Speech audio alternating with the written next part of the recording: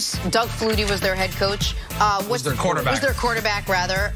Wade Phillips was their head coach in the Rams. It was a long time ago. You know who else was covering that team back then? I guess it's General. As a 19-year-old, feisty 19. little... Wow. Let's move on. Time for stories to start your morning. The Saints beat the Colts 34-7 last night. Drew Brees broke Peyton Manning's record for the most touchdown passes all time. Hey, Brees also went 29 for 30, 307 yards and 4 touchdowns. Nick, how great was Brees' performance? Really remarkable when you consider the shape Peyton was in when he threw his 539th touchdown, right? Yep. It was that last year in Denver, 9 touchdowns, 17 picks. The shape Tom Brady is in right now when he's about to throw his 539th touchdown pass. And Drew Brees is in the type of shape where he can do it in a game where he goes 29 of 30 and plays a essentially perfect football game.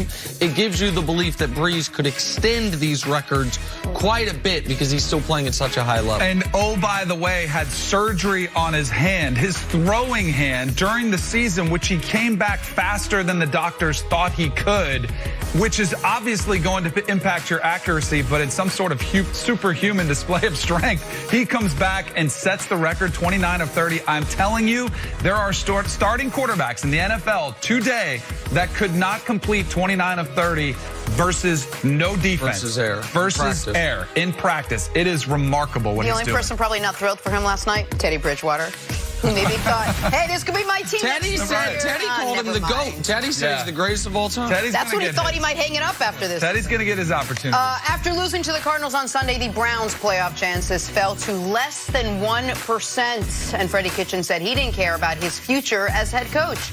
Now, yesterday, Freddie Kitchens clarified the remarks, saying, quote, "Of course I want to be back."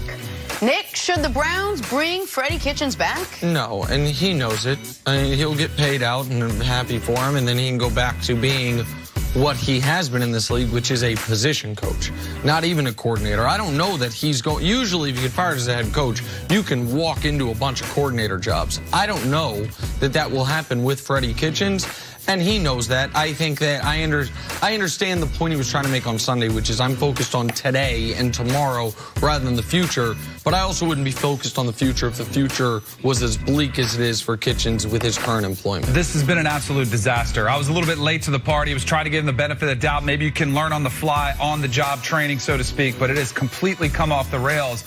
He's even mishandled the media. Like, he doesn't know how to deal with the media. And I get we overanalyze what comes out of your mouth when you're talking to the press, but usually we're talking about first or second year quarterbacks. You know, guys that are maybe new to the magnitude, the fishbowl that you're in. Remember, this is the guy that said, what bullseye? I want a bullseye on our back. I want everybody gunning for us. Well, how's it look now when you actually are a part of that and you've seen how far you've fallen? It is not a good place to be in. And then this is just the latest example. When you get the messaging right on whether you want to be back next year, it's just been a disaster. He's in completely over his head.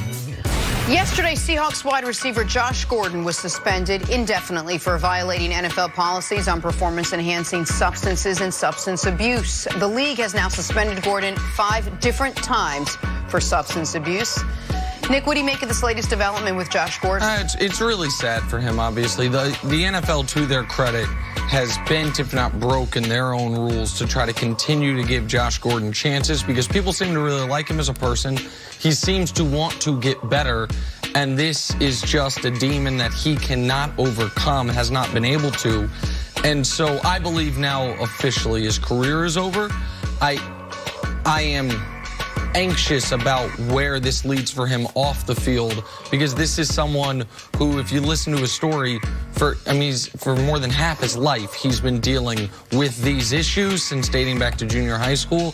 I don't know what he does to get right. It's heartbreaking. It really is. And we were just sitting here marveling at his catch yesterday. You know, he's doing this unbelievable layout catch, and here he is suspended for the 5th time. It's heartbreaking. That's the only thing you can put on it, and you just hope and pray that he gets the help that he needs or that he comes to the realization that, hey, this is a life-threatening issue, which is probably the scariest thing about it.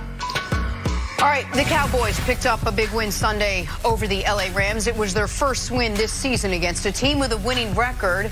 After the game, Cowboys legend and Fox NFL analyst Troy Aikman, who hasn't shied away from criticizing this team this season, talked about just how dangerous Dallas can be.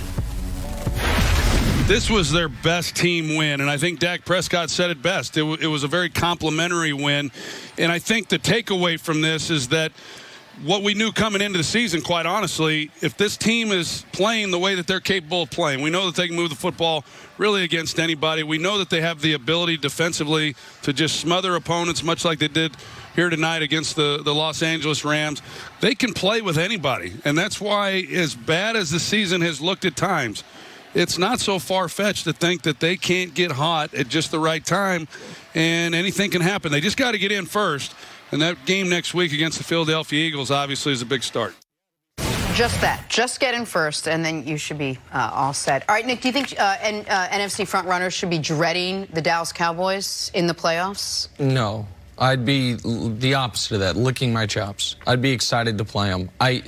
The Cowboys or Eagles, whoever wins this just mess of a division, is going to be the worst team in the postseason, neck and neck with whomever the last wild card out of the AFC is. Because if Pittsburgh might get in, and if Pittsburgh with Duck Hodges or Mason Rudolph's the quarterback, then you could argue, an eye test. But of the 12 teams that gets in, Dallas, if they get in, is either going to be the 11th or 12th.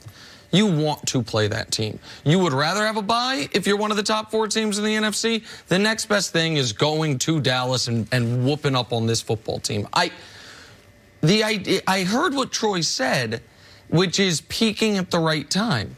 Well, define peaking, because they were at the nadir. They were at the ultimate low point of their season the day before the Rams game, coming off 3 straight losses, where against New England, I didn't think they played that poorly, actually, against New England. The offense couldn't get anything going. They had the ridiculous tripping calls go against them, but who cares about it, because it actually benefited the Patriots, so let's not have a officiating controversy. And then, but Jerry Jones was angry about that game. And then he really should have been angry about the Bills game on Thanksgiving and should have been livid about the Bears game the following Thursday. You had 10 days to prepare for another team that I think was a little fraudulent, the Rams, that everyone's like, oh, are they peaking now? No, they are who they were through the first 12 weeks. The Cowboys are who they've been, Danny, through 14 weeks. A team with immense talent that has underachieved consistently, that's had 6 opportunities to put it all together against a good team, and has done it precisely once.